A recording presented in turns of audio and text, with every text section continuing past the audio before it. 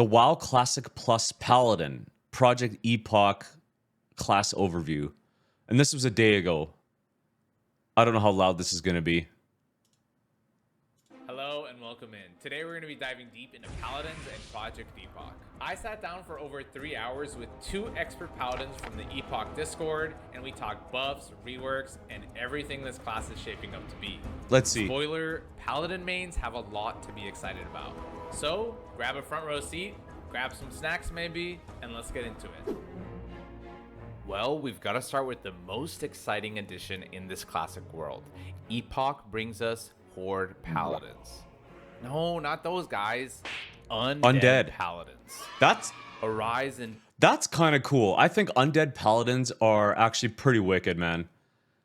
Like, because they're so opposites.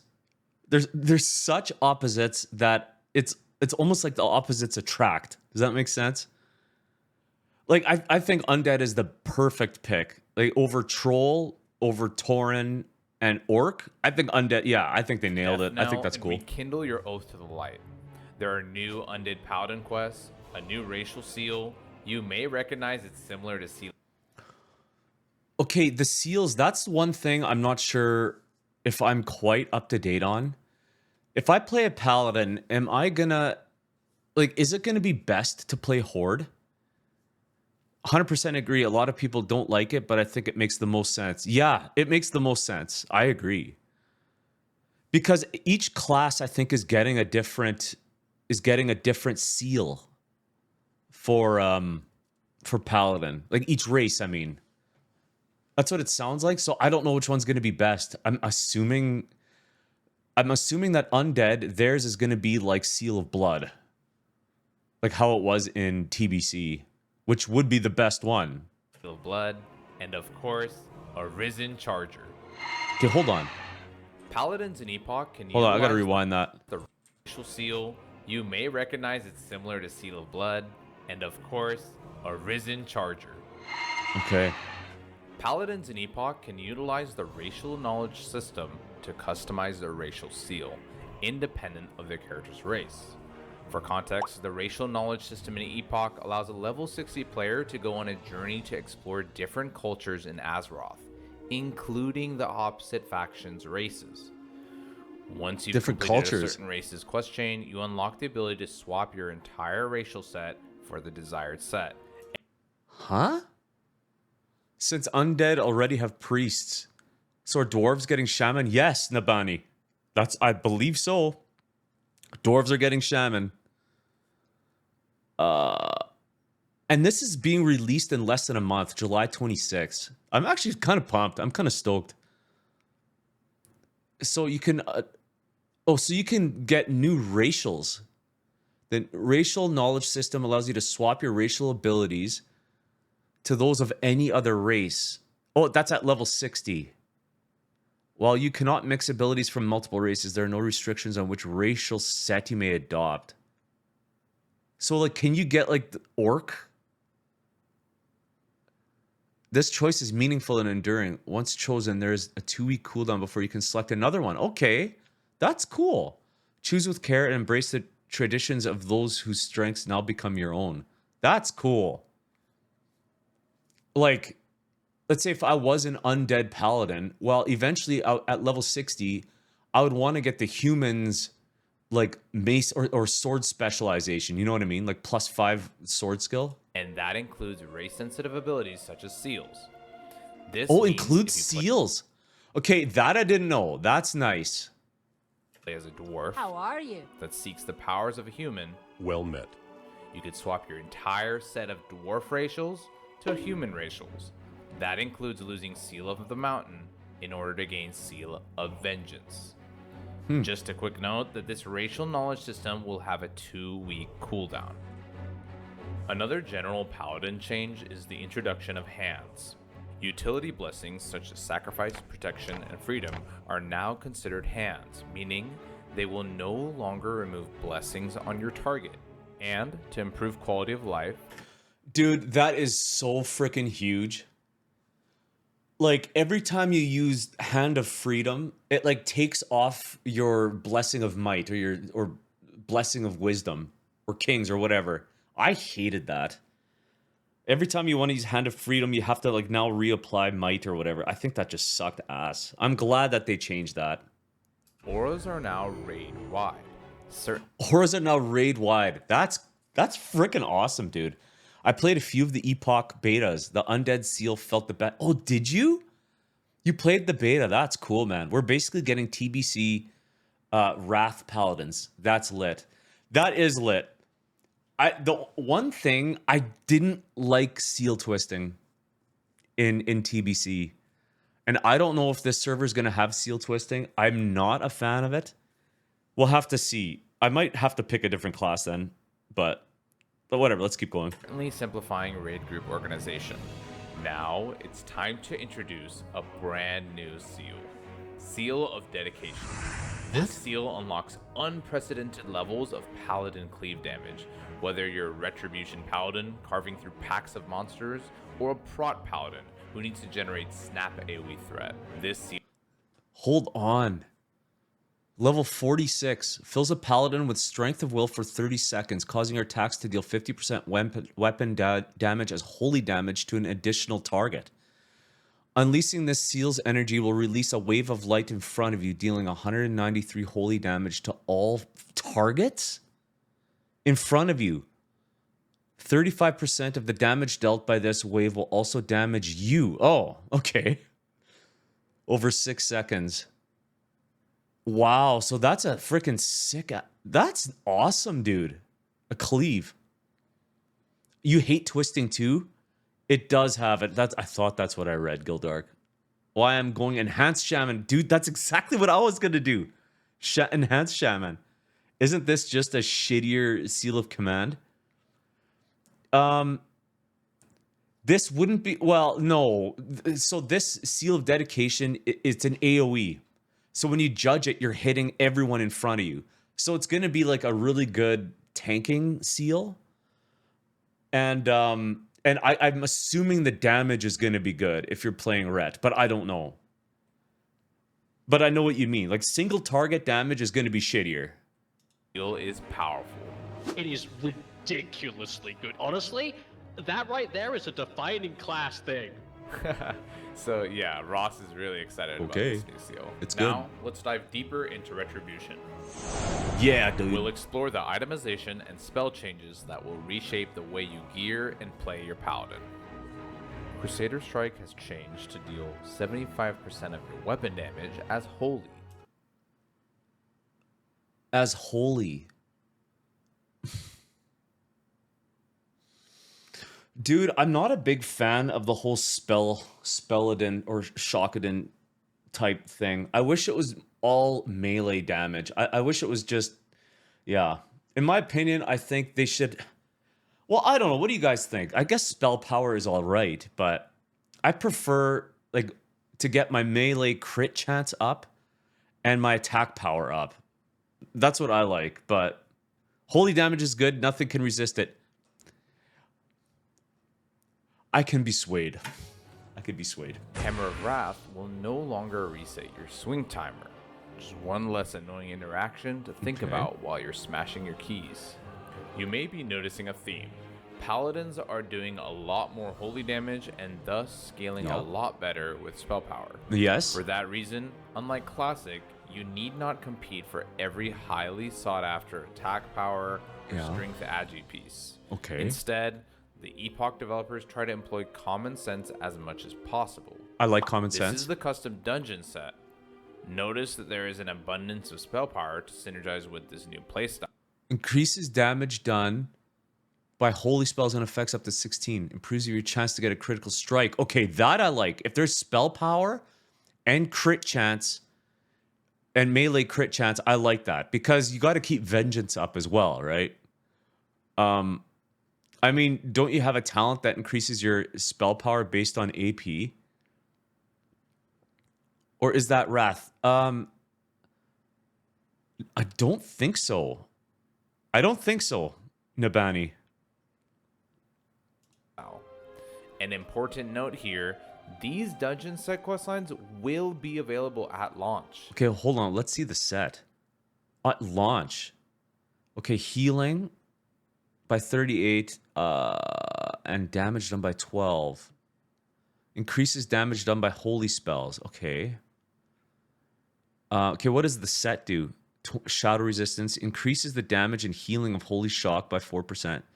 Reduces the cooldown of your divine illumination, divine protection, bless nearby party members, reducing their damage taken by 20%.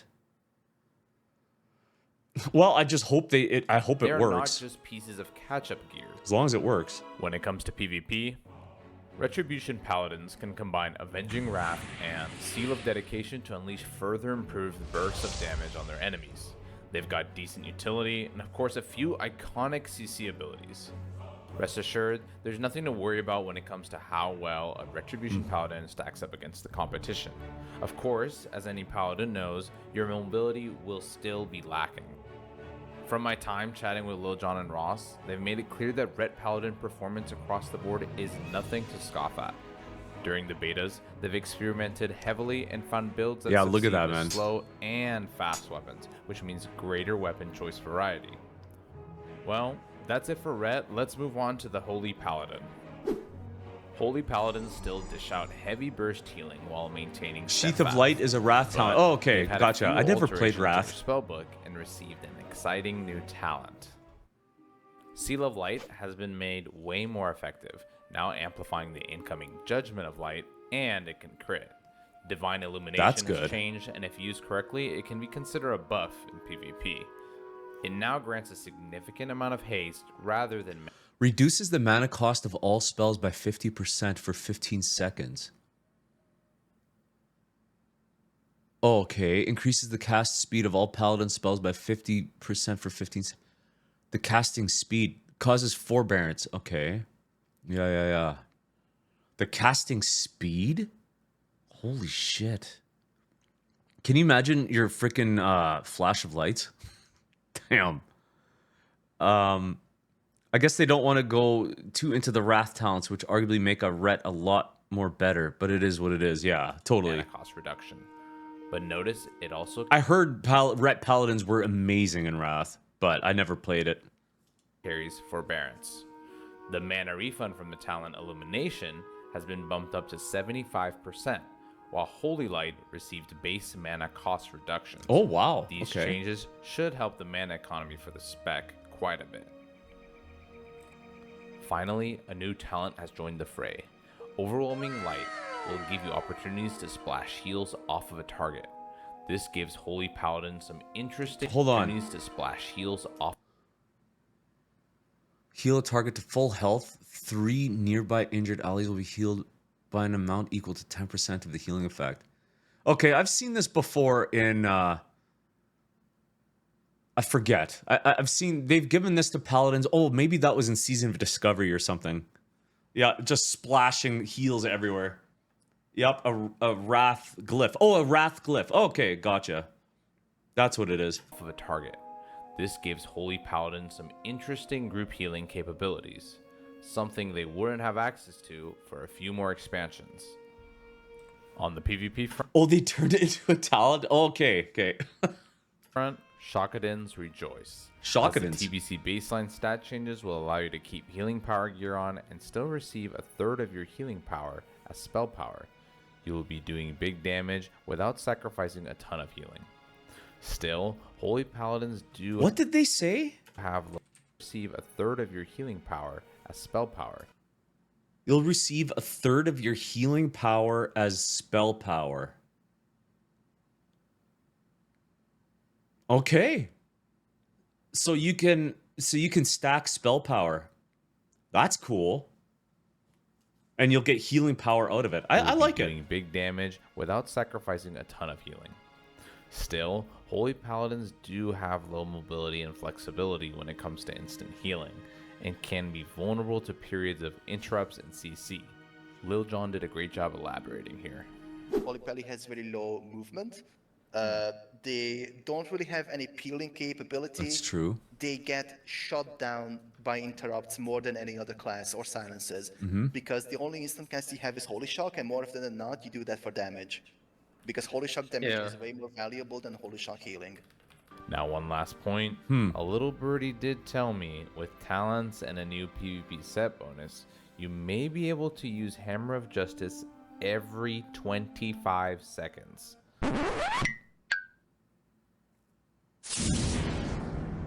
Hodge? Yeah, let's just move on to prop paladins. If that's true, that's insane. Welcome.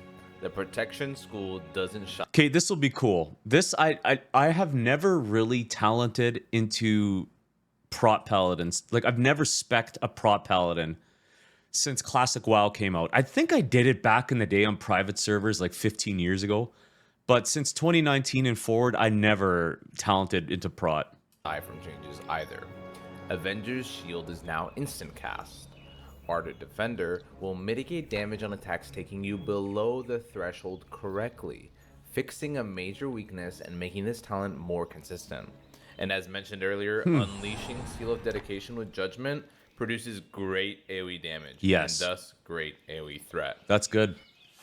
In preliminary dungeon and raid testing, prot paladins performed amazingly, and I was told they are an easy lock for a tank slot in most raid teams.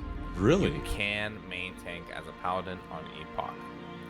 I've even been told there are ways to two-hand tank in lower level dungeons as well as at 60. Of course, depending on the encounter. I've When it two-hand comes tanked. to leveling, really any spec with paladin. I have two-hand tanked with a paladin with no points in protection tree easily. I even did that in the Temple of Adelaker.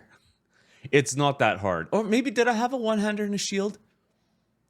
Well, it's not hard. You know what I mean? Paladins Whatever. will do. Bless Specs your like healers, yeah. I think the healer told me just wear a two-handed weapon. Just put on your two-hander. Red will see faster power spikes as you reach Crusader Strike. That's in dungeons as while I'm leveling, not raiding, not in raids, Gildark.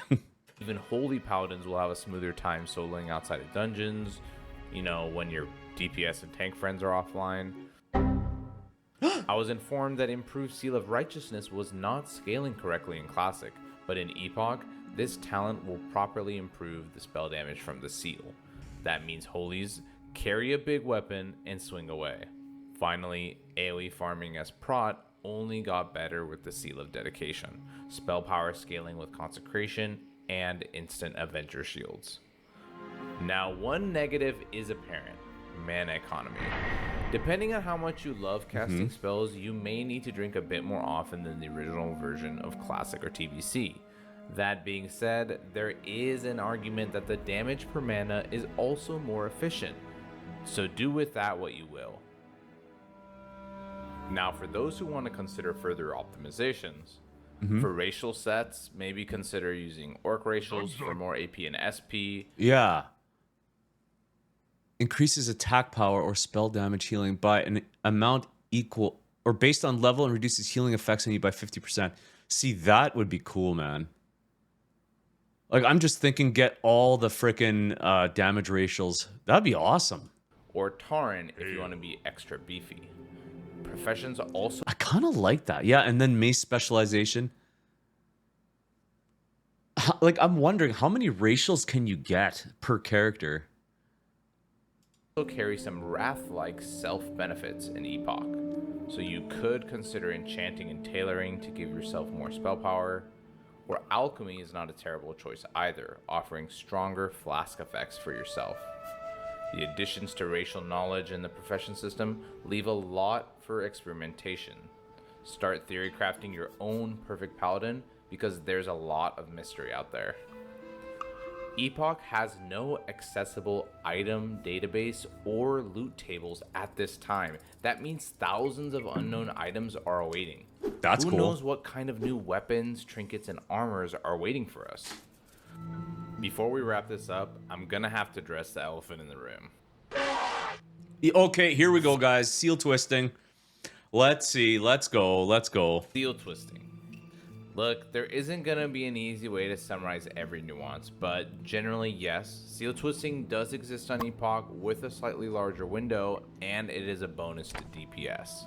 Okay, a slightly larger window. I don't mind that. Oh, 500 milliseconds up from 400. Okay, awesome. That's awesome. Boo. Wow, we got 100 milliseconds more.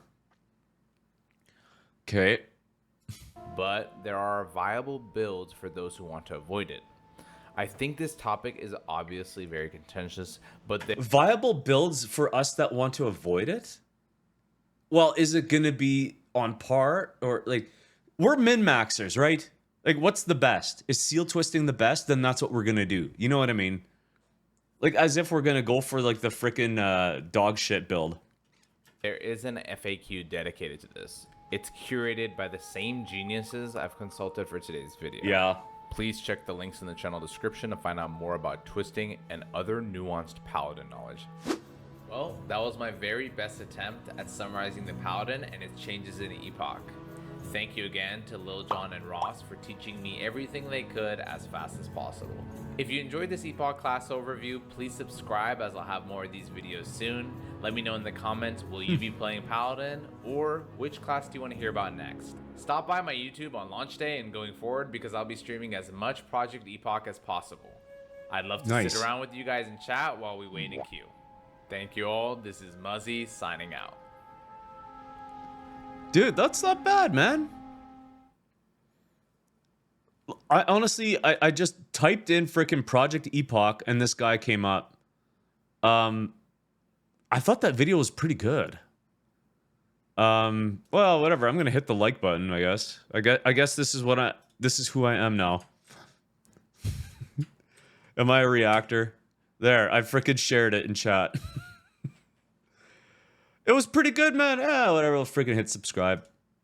I want to play Project Epoch. I think it's going to be cool. I at least want to try it.